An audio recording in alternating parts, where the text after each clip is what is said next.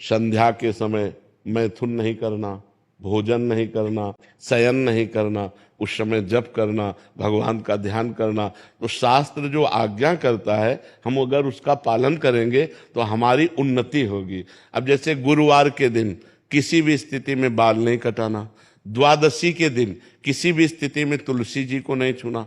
तो जो शास्त्र मर्यादा बनाई गई, अब उसमें हम क्यों नहीं कह सकते? क्योंकि ये ब्रह्म ऋषियों के द्वारा बनाई हुई मर्यादा है। बुधवार को और शुक्रवार को आप बाल कटवा सकते हैं, लेकिन अन्य दिनों में कटवाने से आपके पुण्य क्षय होंगे। ब्रह्म ऋषियों ने जो मर्यादा बना रखी है, अगर हम उससे चलेंगे तो हमें ज्यादा लाभ मिलेगा।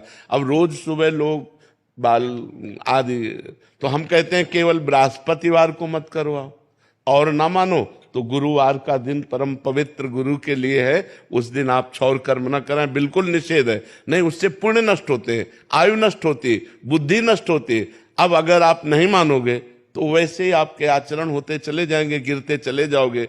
देखो, आप सब लोग यहाँ क्या देखने आए हो, हम आपको बता रहे हैं। आप यहाँ क्यों आए हो? हम दो बातें आपसे रखते हैं।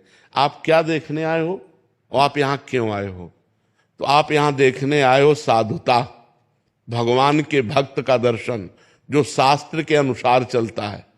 आप आए हो अध्यात्म को पाने के लिए, आप आए हो सुख शांति के लिए। आए हो कि नहीं?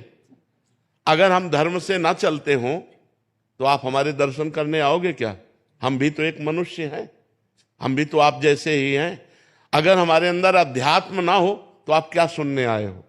तो आप सोचो, उन्हीं ब्रह्म ऋषियों ने ये मर्यादा रखी।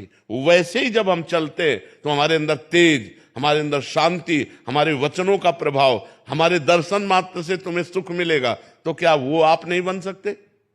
आप विचार करो। तो जो शास्त्रों में लिखा है उस पे हम क्यों में नहीं लगाते, उसका हम आचरण करते हैं। जैसे डॉक्टर कहता है कि आपको ये नहीं खाना, ये नहीं खाना, ये नहीं, तो हम उनसे क्यों बोलते हैं क्या दही नहीं खाना? अरे भाई, दही तो बहुत अच्छी चीज है, क्यों नहीं खाना? क्योंकि तुम्हारा रोग बढ़ जाएगा।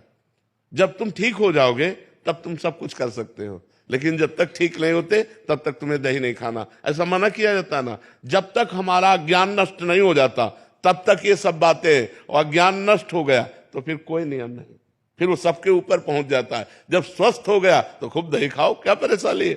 जब आप आत्मा स्वरूप में स्थित हो गए, देह भाव खत्म हो गया, तो बार बने या बना रखा रहे, क्या फर्क पड़ता है?